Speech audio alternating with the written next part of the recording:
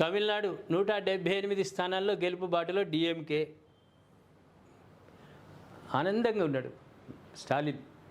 సర్వేలు ఆయనకు అనుకూలమైనటువంటి సర్వేలు ఉన్నాయి. ఇక్కడ ఒకవైపు విజయ్ హీరో, రెండోది ఏఐడిఎంకే తోటి బీజేపీ పొత్తు, అదొక అలయన్స్ డిఎంకే. ఇక్కడ ఉన్నటువంటి మనకు సాక్షిలో స్పష్టంగా కనిపిస్తుంది. తమిళనాడు అసెంబ్లీ ఎన్నికల సమయం దగ్గర పడుతున్న వేళ రాష్ట్ర రాజకీయాల్లో అనూహ్య మార్పులు చోటు చేసుకుంటున్నాయి.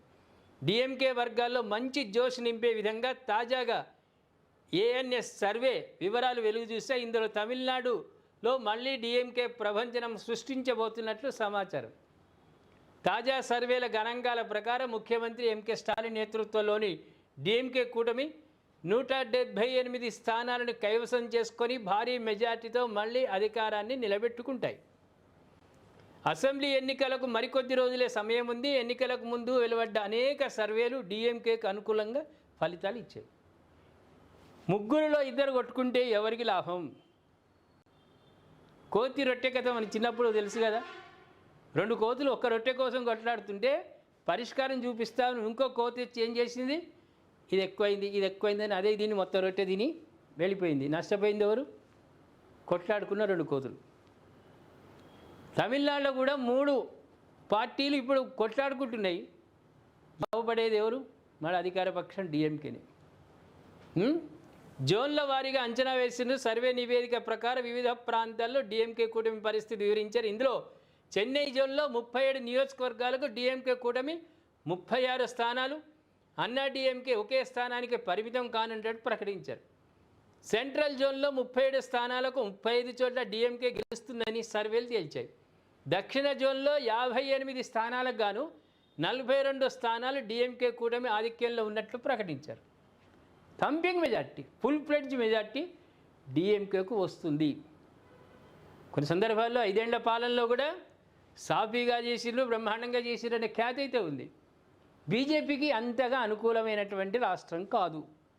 ఏఐడిఎంకేతో పొత్తు కుదుర్చుకున్న వేళ అది పాపమా శాపమా, ఏఐడిఎంకేకు వరమా, రేపు రిజల్ట్ వచ్చినాక తెలుస్తుంది. కానీ ప్రస్తుత సర్వేల ప్రకారం ఏఐడిఎంకేకు అది శాపంగానే మారే అవకాశం ఉంది బీజేపీతో పొత్తు అనేది. అదేవిధంగా విజయ్ ప్రభావం కొంత ఉంటుంది. ఓట్ల శాతం పరంగా ఈసారి రాజకీయ ముఖ చిత్రం ఆసక్తికరంగా మారుతుంది. డిఎంకే కూటమి 45.4%, అన్నా డిఎంకే 35.3% ఓట్లతో 2వ స్థానంలో నిలిచే అవకాశం ఉందని వివరించారు. అయితే నటుడు విజయ్ టీవీకే 11.5% ఓట్లు, సీమాన్ ఎన్టీకేకు 5.6% ఓట్లు రానున్నట్లు తెలిసింది. మొన్న ఏమైంది, మనం మనకు తెలుసు బాగా.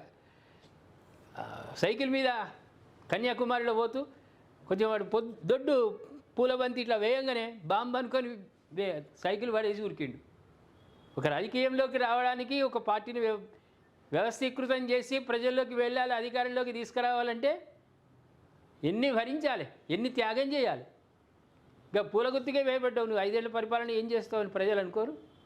మళ్ళీ నీకున్నటువంటి అన్నీ నువ్వు ఎప్పుడైతే పార్టీ పెడతానో అప్పటి నుంచి మొదలైంది, ఇంటి నుంచి మొదలైంది నీకు కుంపటి. అందరి ఇళ్లలోనేమో గ్యాస్ దొరకక ఇబ్బంది పడితే నీ ఇంట్లో గ్యాస్ సిలిండర్లు వేలినాయి. మీ ధర్మపత్ని మీ ఆవిడతో మొదలైతే త్రిష ఇష్యూ దాకా కంటిన్యూ అయిపోయాయి. ప్రజలకు, ప్రేక్షకులకు, అందరికీ వాళ్ళకి ఏమైంది, ఓట్లు వేసే వాళ్లకు అది ఇన్ని ఇష్యూలు పెట్టుకున్నాడు, రేపు కోర్టు బండి తిరుగుతున్నాడు, ఇన్ని చేస్తున్నాడు, నన్ను గెలిపించి ముఖ్యమంత్రిని చేస్తే మాకేం చేస్తాడు అని అనుకోరా? అందుకు విజయ్ దీంట్లో ఏమీ ప్రభావం చూపడం లేదు. డిఎంకే ప్రథమ స్థానం, ఏఐడిఎంకే 2వ స్థానం వచ్చే అవకాశం ఉంది.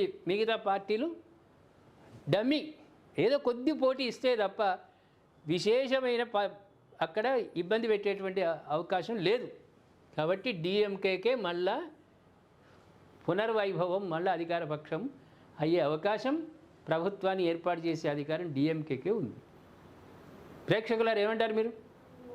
మన దగ్గర ఎన్టీ రామారావు ఉమ్మడి రాష్ట్రంలో పార్టీని పెట్టినప్పుడు ఎంత కష్టపడ్డాడు ఆయన. 9 నెలలు నిద్రాహారాలు మాని ప్రజల కోసం కష్టపడ్డాడు ఆయన. సినీ రంగంలో ఉన్నప్పుడు ఏసీ రూమ్లలో గొప్ప ఖ్యాతి, గొప్ప పేరు. ఆయన నడుస్తున్నాడంటే పూలు చల్లిండ్రు, సాక్షాత్తు శ్రీకృష్ణ పరమాత్ముడే అని కొబ్బరికాయలు కొట్టిరు.